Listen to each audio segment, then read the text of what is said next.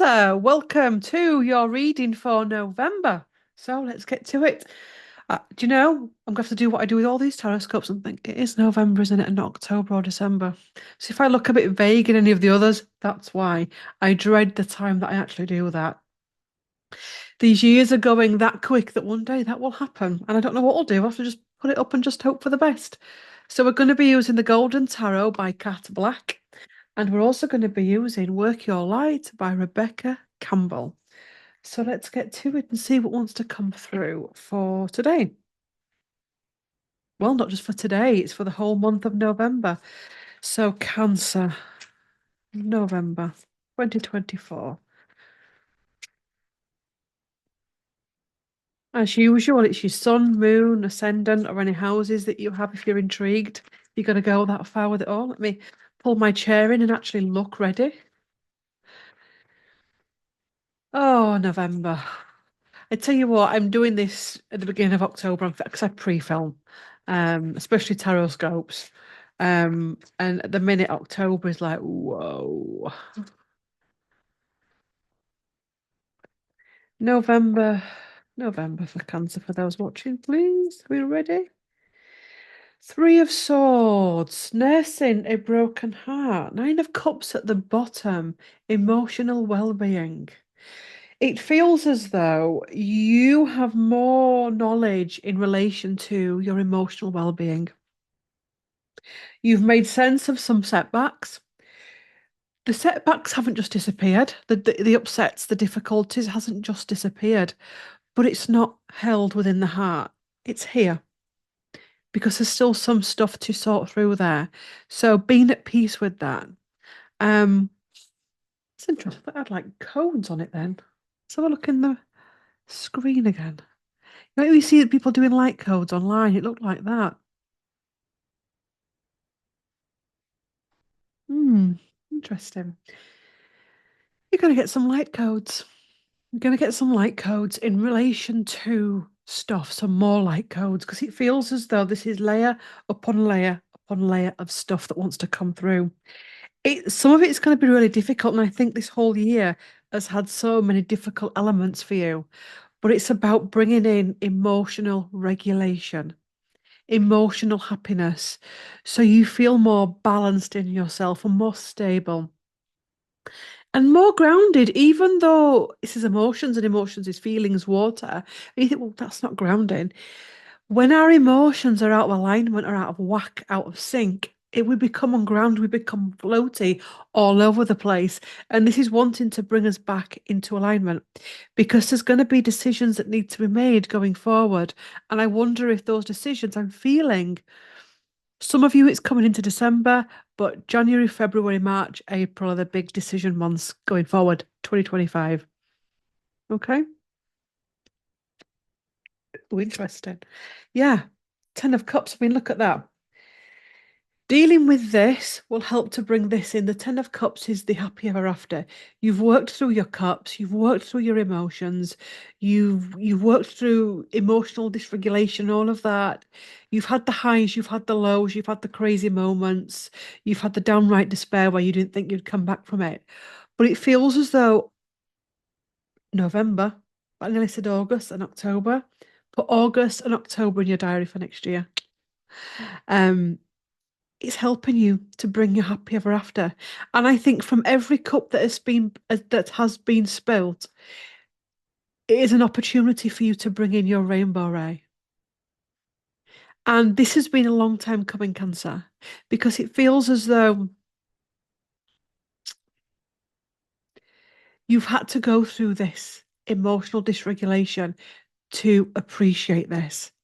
Because we see this a lot. You know, when a child is spoiled or when something comes so easy to someone in life, they've just sailed through life.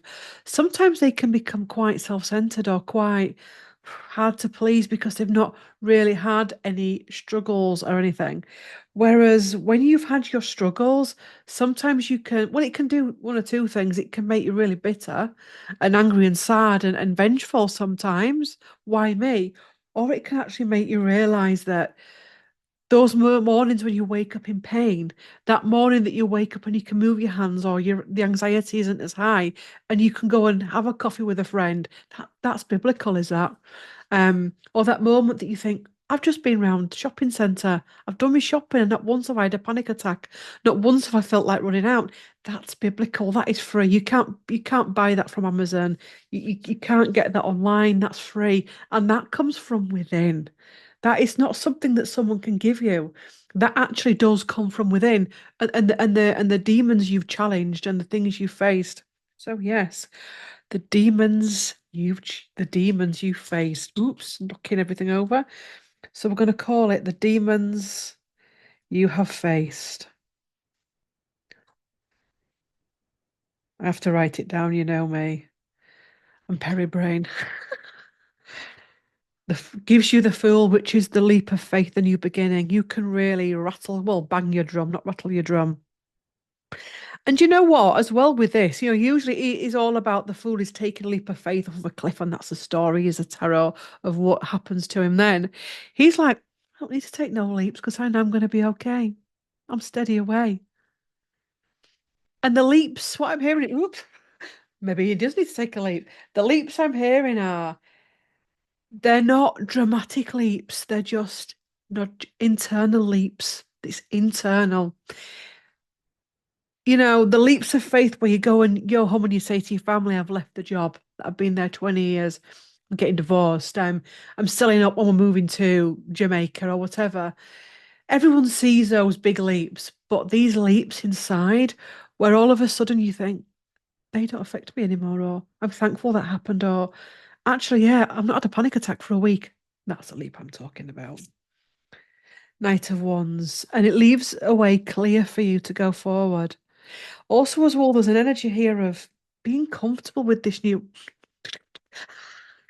being comfortable with this new energy that wants to come in. Um,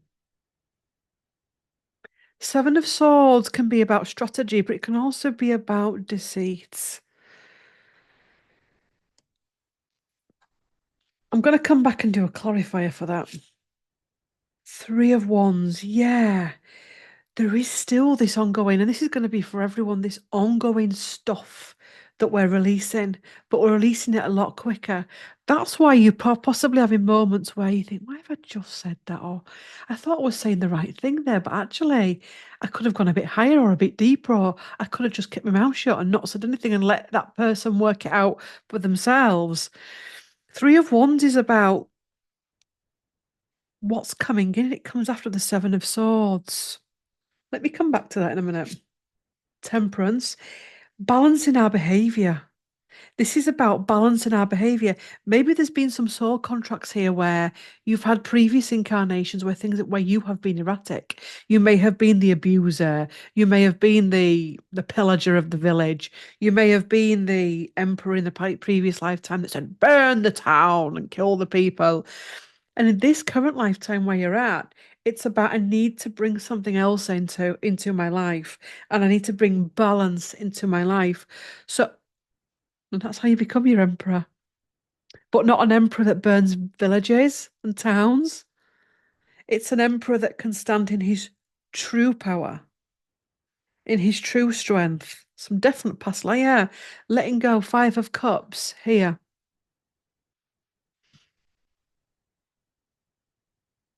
That's interesting. Usually this card is depicted where it's a Three of Cups that have gone and the Two of Cups that are still standing. So the party's gone, but the Two of Cups is a relationship with yourself. This one, you'd lost sight of yourself. You'd lost sight of yourself and what you wanted. You'd pushed people away. See how when you do cards, you've got to really look. Each time you look at a card, you can see different things. You'd lost sight of yourself, either in previous incarnations, in this current one. Um, you'd lost sight of yourself, and that's why you've had to go through what you've had to go through.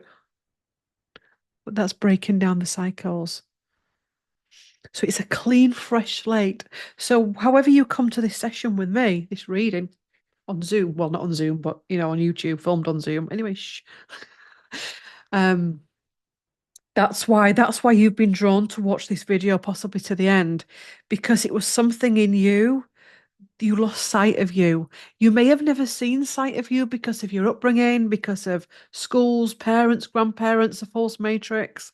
But this is about a big coming home to yourself, letting go of the anxieties and fears. Let me do a clarifier for that Seven of Swords, because there was something else he wanted to say to us. He being the card. I always call them. I always try and um call them he's or she's, if that makes sense. It's like, in a lift. When I get out of a lift, and this is even horrible when it's with somebody's in the lift, when the lift doors open, I say thank you.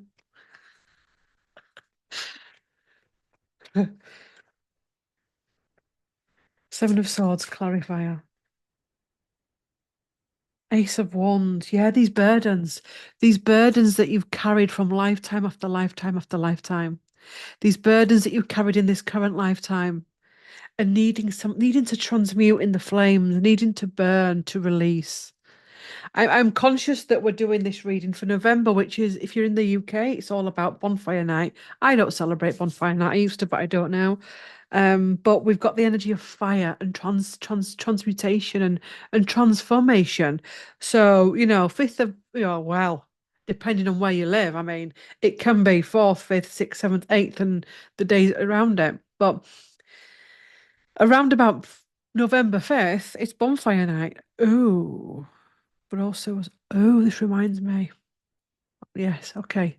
Yeah, I'm also bearing in mind US election on the 5th. So there's that transformation. Not of the US election. Just shelve that. I'll come back to that in a later video. Um, but yes, so it's transformation, November 5th. Um, Fire energy. Because what I wanted to say, coming back tangents, is when you're in United Kingdom, there's going to be lots of fires burning at a certain time, and that's the energy of fire. So what I'm feeling is, and this has been going on for years, is not just wood and stuff gets burnt, feelings, emotions, things that no longer serve us. We got there in the end, Claire. What a tangent.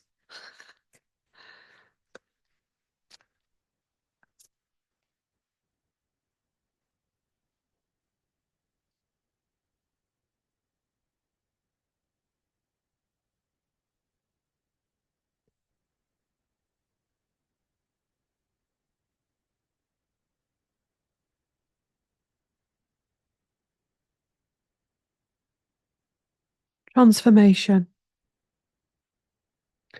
Things are changing at a cellular level, deep healing. So this is cellular. So you could have moments where you feel knackered.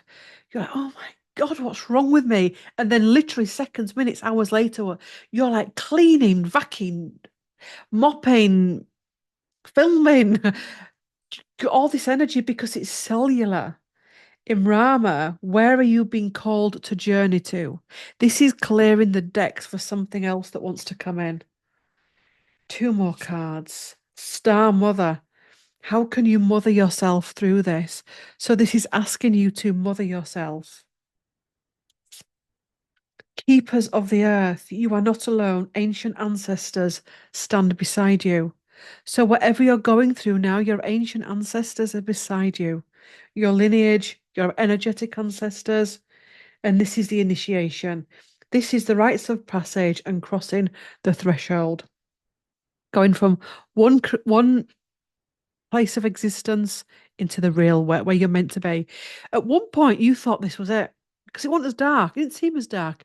It had fake lights in it and all kinds of things. It had all that glitters isn't always gold. But all of a sudden, you were stood there and went, "This isn't where I'm meant to be. This isn't me. This isn't me." No, it's "This Is Me," the song, isn't it? Greatest Showman.